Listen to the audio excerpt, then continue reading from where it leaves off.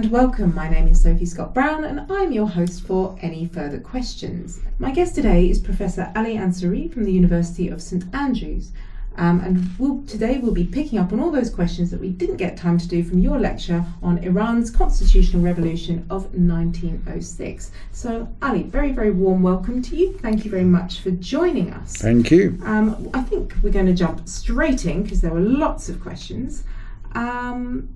Okay, so let's start with, what do you think the role of Shia Islam was in the 1906 revolution?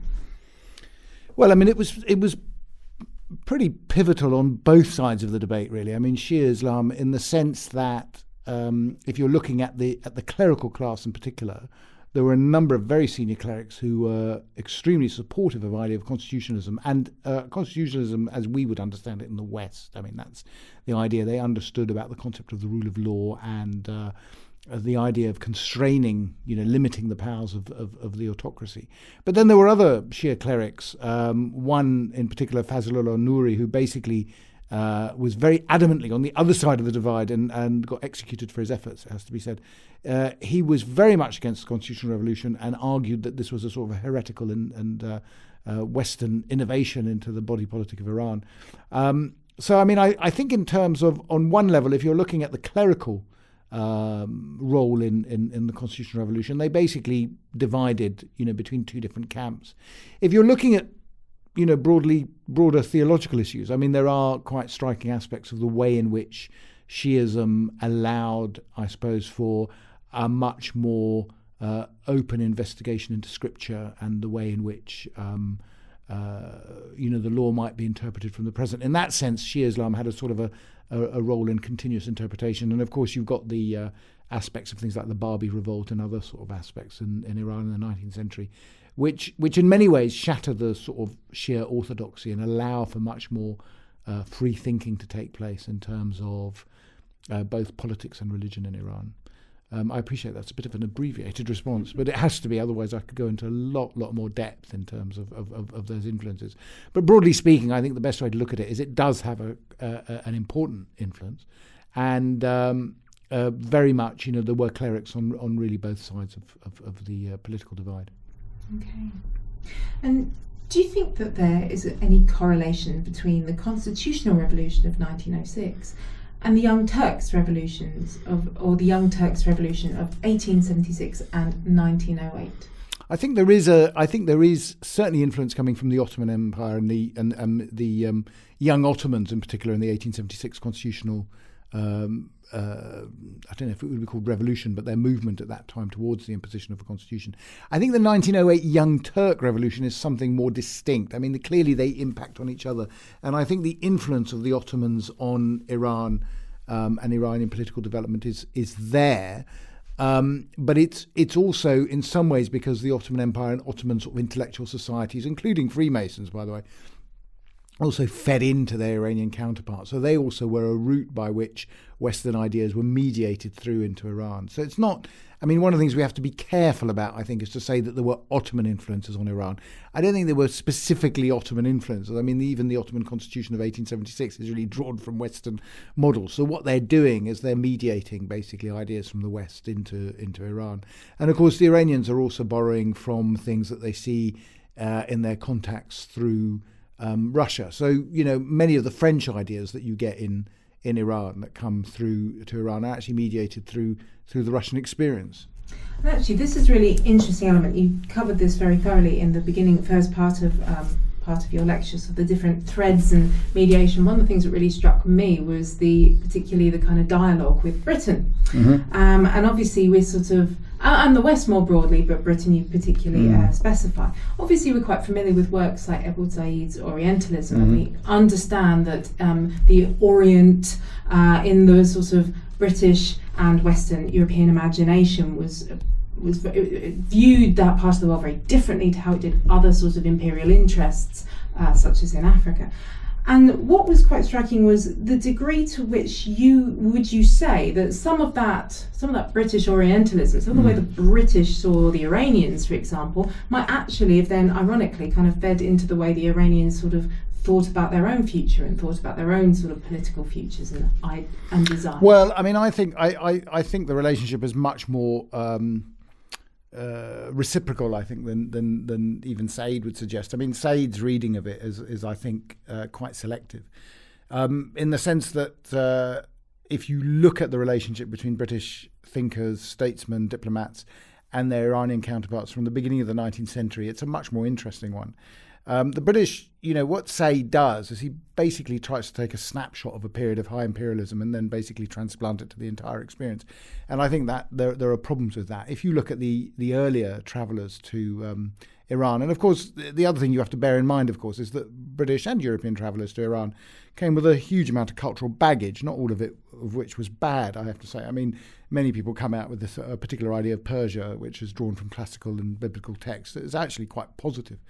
Probably more positive than the Iranians themselves really fully appreciate. I mean, there is to your point, actually, about the way in which the Iranians imagine themselves. Of course, they do adopt a number of ideas that are brought in with the development of historical study in Iran, in the West, or the development of the discipline of history, shall I say, that they do become more enamored, obviously, with aspects of their past, particularly the Achaemenids and Cyrus and this sort of thing, which they had previously essentially forgotten. But I think the main point I have to say here is that I think the British, when they approached Iran in the early 19th century, were much more open to the idea that their model of development, if we want to call it Whiggish, was something that other states could aspire to, and they were quite open to the fact, and they would say this, and it's very clear in the text when you look at it and the way in which the Iranians also adopted it. That's why the Iranians found it very attractive. What they're saying to the Iranians is that your problem is not fundamentally a social or a genetic one that many sort of advocates of racial theories did, by the end of the 19th century. Your problem is fundamentally a political one. And if you look at our experience, and they're very explicit about it, they say, 150 years ago, we were in a complete mess. But look what we've done. We've transformed our fortunes by adopting all sorts of things like education and law and this sort of thing. So if you do this, you can do this too. And you can see how Iranian intellectuals find that option sort of attractive. I mean, they sort of see it as a means to get out of the mess that they're in, particularly in terms of their relationship with Russia. So Russia is really the chief military and political threat to Iran in this period. And the British, for various reasons, are also obviously on one level a sort of a threat to Iranian sovereignty, but on another level you have to see the British as the sort of poor cousin in this respect, because they just don't have that sort of hard power reach that the Russians do. So what the British do instead is they exercise what we might loosely term is soft power, and that is really to try and persuade the Iranians that actually the British way is the better way of doing things. And to a large extent they're actually pretty successful at doing it. I mean, it's the Persian travellers to Britain in the 19th century, it's quite striking how they absorb what I would call a very Palmerstonian, I think, reading of British history. I mean, almost, it's almost explicitly so. They find the prospect of progress, and I put that in inverted commas, but the prospect that is presented to them as quite intoxicating in many ways. Oh, that's really interesting. So it's sort of a combination of a degree of flattery that this is a civilization that is capable of emulating what Britain has done, but also, ironically, a sort of sense of a telling of the British version of its own history, sort of thing. Well, you see, the British, and I think what people forget is that in the early Enlightenment, experience and encounter, there is a sort of they don't see it as a British or a European necessarily experience to begin. It becomes that over time, obviously, but what they tend to do is they tend to articulate this in a much more general, universal sort of humanism, if I can put it that way. So even if you look at earlier texts from the 17th and 18th centuries, you see them draw. I mean, think of Montesquieu's Persian letters. I mean, why would you have the Persian letters rather than the Ottoman letters? I mean, basically, all the Chinese letters for that matter. It's basically as the Persians are seen as actually respectable people that can talk about the failures of France, in the Regency period. But you see similar things going on in Britain. That the Persian experience, if I can put it that way, however imagined and largely fantastical, it has to be said, but nonetheless, it's seen as something positive. So in a sense, what the British are conveying in an intellectual sense, although this sort of dissipates as you move forward, is that basically, we learn off you, we've adapted it rather well, and now we're bringing back the lesson to you. Do you see what I mean? It's a roundabout way. So I wouldn't read it quite in the way as Saeed has done. I mean, I always think that Saeed makes a very valuable contribution to the debate, but at the end of the day, he's a professor of comparative literature. So I mean, I think we ought to just be a bit careful about his historical understanding. Absolutely fair enough. Just to zone out now a bit and think more about sort of the pattern or shape or process, or the sort of process of change in revolutions anyway. And obviously we've got a model here for a constitutional revolution that we might have seen in sort of other parts of the world, other periods of time. Does it make any sense at all to maybe draw some comparisons here about the extent to which constitutional revolutions, particularly those led by the elites, the political elites, the educated elites, to which they are possibly more effective, but also have some very severe limitations in them? Obviously, we can think of France, we can think of America, obvious comparisons to make. I'm sure you can draw more. No. I mean, I think you're absolutely right. I mean, I think they have their. I think they have their impact. I mean, as we were discussing a bit earlier, I mean, the fact is that in Iran at the end of the 19th century, beginning of the 20th century, the only revolutionary movement that you could have would be one led by the elites. I mean, very explicitly led by the elites. It's the elites that are illiterate. It's the elites that are in contact with Western ideas or other international ideas. They're connected. I mean, it depends how you define elite, of course. But basically, if we talk about a literary, a sort of a republic of letters, I mean, this is a very small number of people. And they come from various groups that we would now describe as a sort of a leadership elite. Now, that being said, some of the ideas that they come out with are pretty dramatic. I mean, they're quite radical. They talk about the sovereignty of the people, for instance. I mean, this is very interesting. They talk about, they talk about what we would understand now as a fairly sort of, quote, democratic element to it. Now, they wouldn't use necessarily the word democratic themselves in those days because it wasn't a popular term. I mean, it was more about the republic. But what they talk about is they talk about mass education, for instance. They talk about, educating women. They talk about there's all sorts of things that come in that eventually come into this constitutional settlement. It's very much a sort of a liberal elite, if we can use that word. And in many ways I think their achievements in 1906, if you were to contrast it with what happens in 1978-79 with the Islamic Revolution, which many people consider to be a much more popular revolution, it's also a lot more violent, the 1978-79 revolution, and in many ways much more transformative, but at the same time, one might say, less effective in the long term, because what it does is it uproots a lot of traditions. Now, one of the things that the Iranians have always battled with, the Iranian reformists, is how do you reconcile tradition with modernity? And of course, the key thinker that comes over and over again with them is Burke. I mean, this is the person that's why Britain again becomes a sort of a popular figure for them, or a popular model, because for them it's this. They look at the French example and they say, and many of them, certainly will aspire to have this sort of French revolutionary zeal. And to emulate, Robespierre and Danton and this sort of thing. But at the same time, they get a little bit wary of this notion of the violence of the French Revolution, the execution of the king, for instance, all this sort of thing. It doesn't sit well with a number of them. Whereas a sort of a constitutional revolution, which is, as you quite rightly say, more limited, may, by virtue of its limitations, be more durable. And I think actually history bears that out. So there are some radical ideas in there, and possibly they sort of play a more, even if they're not actually achieved, they sort of enter into the kind of cultural discourse. Imagination. Yeah, absolutely. And so that's one area they sort of are performing quite transformative work. But what were the kind of sort of harder kind of social transformation impacts of the constitutional revolution, would you say, for the majority of people? I think the tragic paradox, or would it be tragic irony? I don't know which one would be the best word. The tragic idea is that basically they come out with the most extraordinarily progressive ideas and then find that they don't have the means to implement them. Yeah.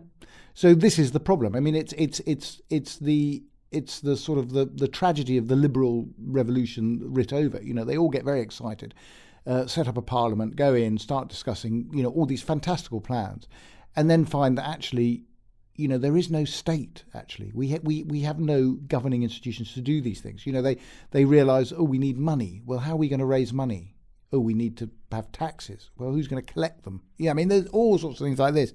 So what you find actually is that ultimately, after 15 years of completing the Great War and it turns into a complete mess, is that, what these intellectuals look at, they say, what we really need, is a Napoleon-like figure to come and sort of sort this place out and build the government from the ground up, and then we can start thinking about, let's get good governance in place.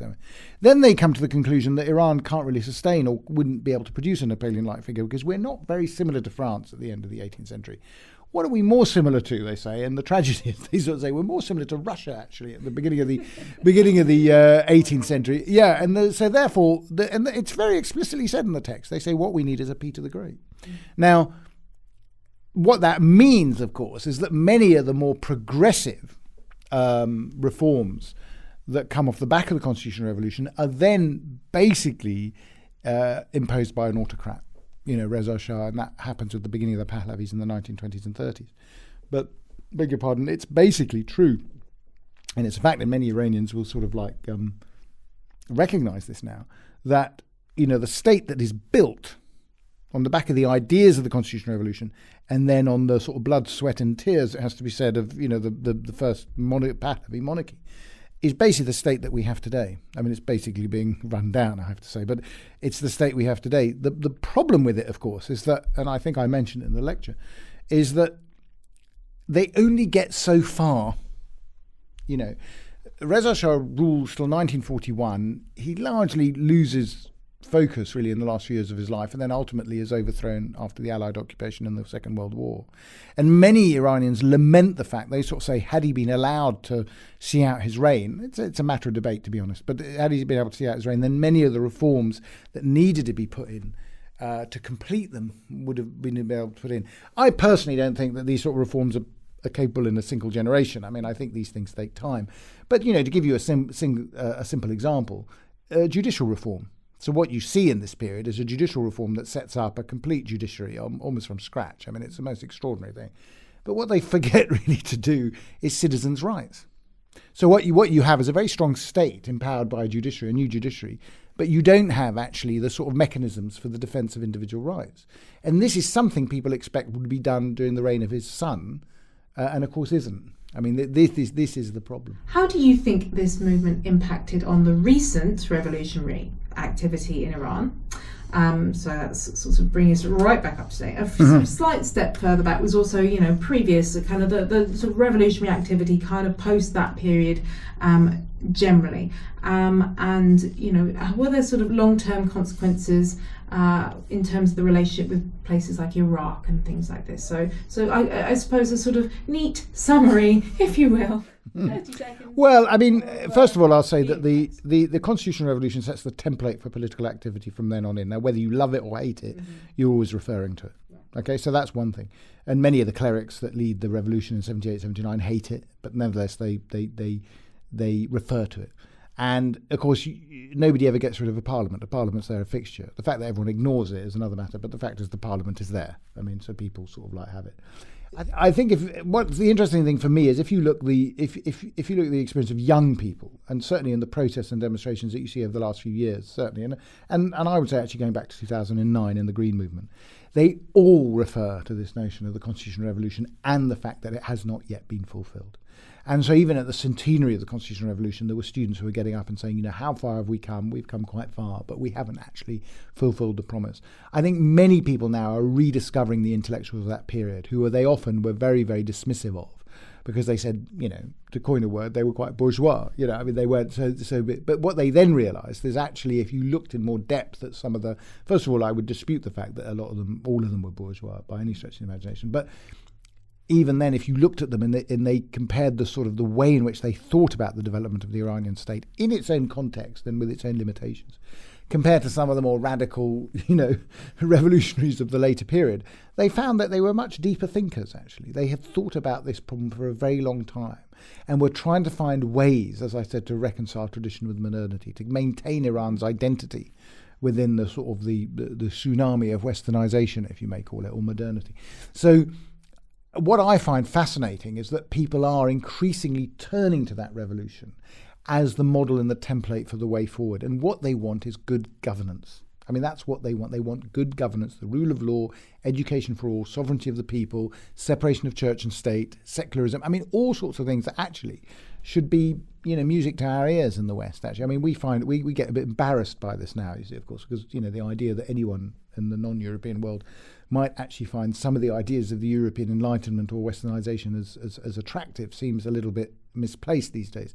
But the fact, because I think we've lost faith, actually, to be honest. But I mean, if you look at it, I think it's interesting. It shows, I think, for me, that there are certain fundamental values about, for the sake of argument, equality before the law, and these sort of things, which have a very strong attraction, and a powerful influence, and it's perhaps a salutary reminder to us in the West that we mustn't also lose sight of certain things that have shaped our own history over the last 150 or 200 years. So I think that impact on Iran, I think, is going in the long term and looking to the future, as you suggested I look to the future, I think will be much, much more impactful. I think the idea that I think people have understood that religion and politics don't mix. Mm-hmm. And I think it's, as one Iranian thinker said, he said, and I think he put it very well, and he said, we thought we would bring religion into politics to make politics more ethical. What instead we've done is we've made religion more political, and in a sense we've corrupted it. And so actually, they said the model we ought to be looking at is not the French model, incidentally. The French model of secularism, or laicism as they call it, is not the one we want to follow. But the one that we find quite attractive is the American or the Anglo-American model. That is, where you have a sort of a separation of politics and religion. I mean, to a greater or lesser extent, it has to be said, because it doesn't always work. But at least the principle should be there. And in that sense, religion will be protected, you see. That's the way they view it. Religion will be protected from the corruption of politics. And of course, that makes complete sense in a country where religion is still very live, active and important. That's right. Of course, whereas, obviously somewhere like France, that was very...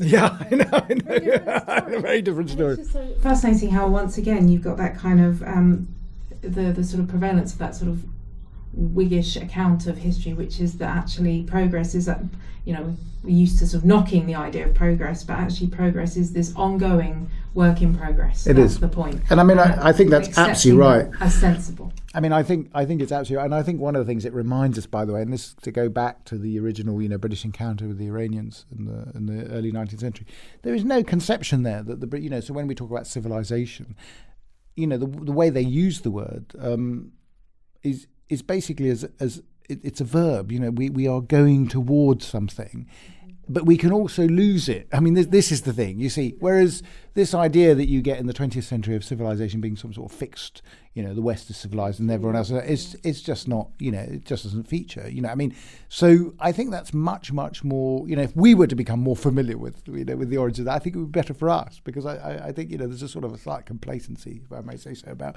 whether we are always going to remain civilized, or whatever word you want to use. By the way, I mean, that's obviously a 19th century term, but I think you clearly see this in Iran, that they it's something that for them provides a means of development in a particular direction, which many of them find attractive. Thank you very much, Professor Ali Ansari, for joining me today, and thank you very much, you at home, for listening.